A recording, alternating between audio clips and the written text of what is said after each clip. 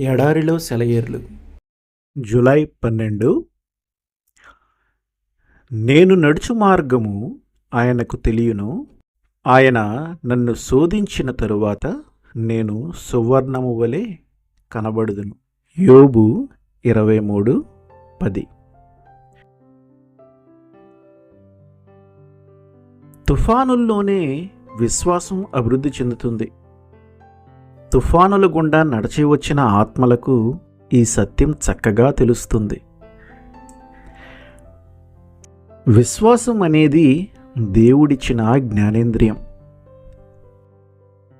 దీన్ని ఉపయోగిస్తే అదృశ్యమైన విషయాలు కూడా తేటగా కనిపిస్తాయి. అసంభవం అనుకున్న విషయాలు జరుగుతాయి. అది అలౌకికమైన విషయాల పరిధిలో తిరుగులాడుతూ ఉంటుంది.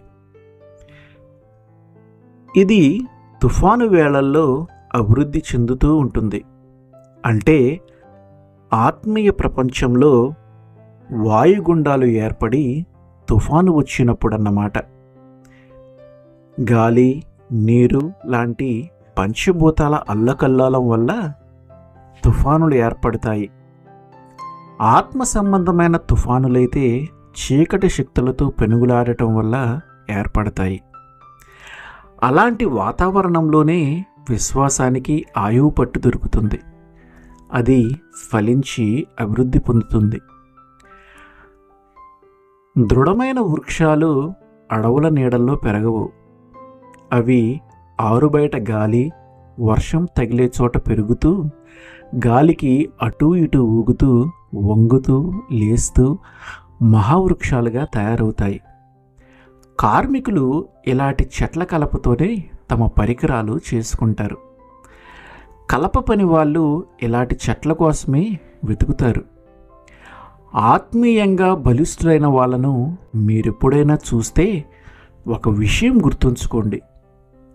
వాళ్ళ చెంతకు మీరు చేరాలంటే మీరు నడిచి రావాల్సింది వసంతకాలపు పుష్పాలు విరిసిన వెలుగుబాటపై కాదు, ఇరుకుగా, ఎక్కలేనంత ఏటవాలుగా, రాళ్లమయంగా ఉండి నరలోకపు తుపాకి మందు పేలుతూ నిన్ను ఎగరగొట్టే ప్రమాదాలు నిండి ఉన్న దారి.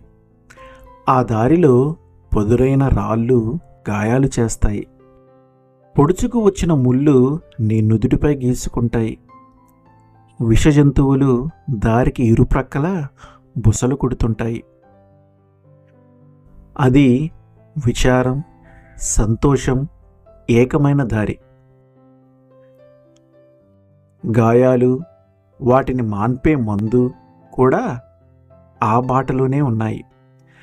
కన్నీళ్ళు, చిరునవ్వులు, శ్రమలు, విజయాలు, సంఘర్షణలు, గెలుపులు, కష్టాలు, ఆపదలు, పీడలు, అపార్థాలు, ఇక్కట్లు, బాధలు, వీటన్నిటిలో గుండా మనల్ని ప్రేమించే దేవుడు మనలను విజేతలుగా నిలబెడతాడు. తుఫానుల్లో ప్రళయకాల పెను తుఫాను నట్టనడుమ శ్రమ అనే పెనుగాలికి విరచి నువ్వు వెనక్కి తగ్గుతావేమో, ముందుకు సాగిపో.